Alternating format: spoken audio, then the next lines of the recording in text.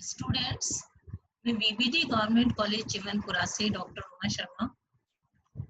MCom previous ABST में पढ़ाए जाने वाले पेपर उच्च स्तरीय लागत लेखांकन एडवांस कॉस्ट अकाउंटिंग CP2 में आज मैं जो टॉपिक पढ़ा रही हूँ है uniform costing and inter firm comparison, एक रूप लागत लेखांकन तथा अंतर फर्म तुलना।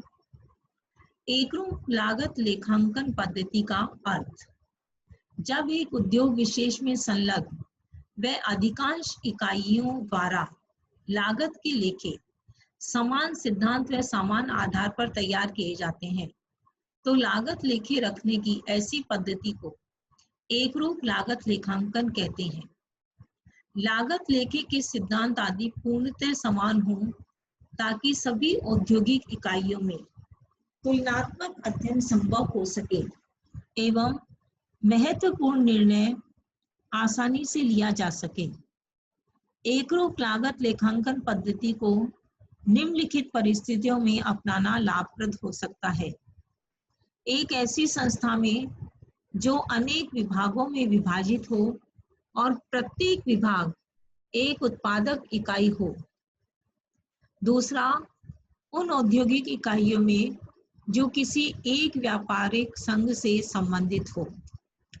तीसरा, उन संस्थाओं में जिनकी कार्य प्रणाली पूर्णतः एक समान हो, जैसे गैस कंपनी, बिजली उत्पादक कंपनी, यातायात से संबंधित सेवा केंद्र, सूती वस्त्र उद्योग, जूट उद्योग, ऊन उद्योग आदि।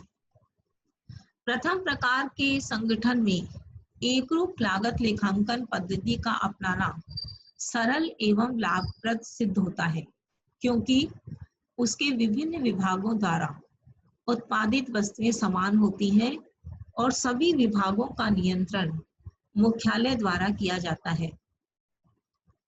परिभाषा, विभिन्न संस्थाओं द्वारा एक ही प्रकार के परिवेश सिद्धांतों अथवा रीतियों को प्रयोग करना एकरूप लागत लेखांकन कहलाता है। ये परिभाषा ICMA इंग्लैंड द्वारा दी गई है, अर्थात एक उद्योग की अधिकांश इकाइयां आदि लागत लेखे के समान सिद्धांत एवं आधार का प्रयोग करती है तो उसे एकरूप लागत लेखांकन कहते हैं। एकरूप लागत लेखांकन पद्धति में निरंतर प्रगति होने के कारण एकरूप लागत पद्धति का विकास 20वीं शताब्दी के प्रारंभ में हुआ था। तत्पश्चात निम्नलिखित कारणों से इस पद्धति में निरंतर प्रगति होती गई। व्यापारिक परिस्थितियों के कारण व्यापारिक संघों का प्रमुख उद्देश्य व्यावसायिक प्रतियोगिता के कारण होने वाली हानियों को न्यूनतम करना तथा लाभ की एक निर्धारित सीमा पर भी व्यवसाय के विकास को बनाए रखना।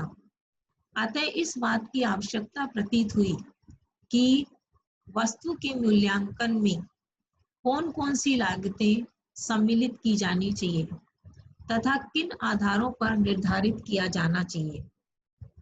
उत्पादित इकाइयों का संयोग एवं सम्मिश्रण, जब एक उद्योग विशेष में संलग्न कुछ इकाइयों का प्रबंध संयोग एवं सम्मिश्रण एक ही प्रबंध समिति के अंतर्गत आ जाता है तो उसमें एकरूप लागत प्रणाली का प्रयोग अधिक सुविधाजनक समझा जाता है। उद्योगों में विवेकीकरण की व्यवस्था, विवेकीकरण का प्रमुख उद्देश्य उत्पादन लागत को कम से कम करना है। अतः उस उद्योग में लगी सभी उत्पादन इकाइयों के लिए एक से सिद्धांतों पर आधारित एकरूपता लागत पद्धति की आवश्यकता समझी जाती है।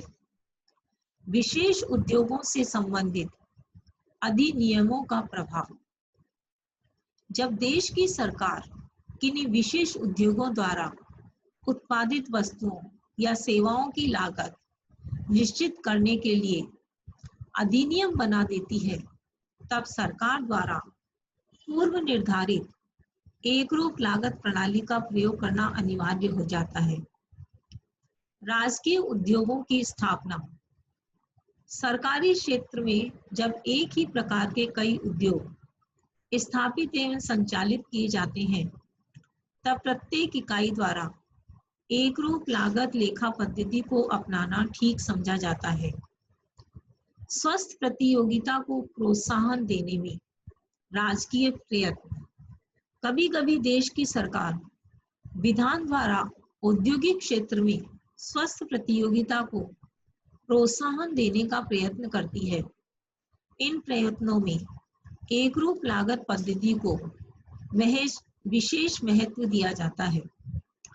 विक्रय संघों का प्रयत्न।